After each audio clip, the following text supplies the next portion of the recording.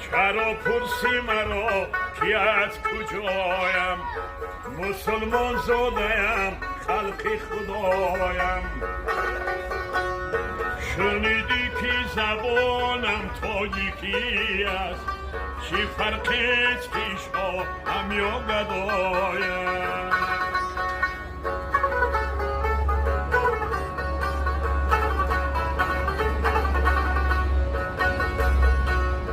من و تو زاده یک روزاریم، من و تو میوه یک شاخساریم، من و تو ملت که تاج داریم، به فرهنگ و بنا مستواریم.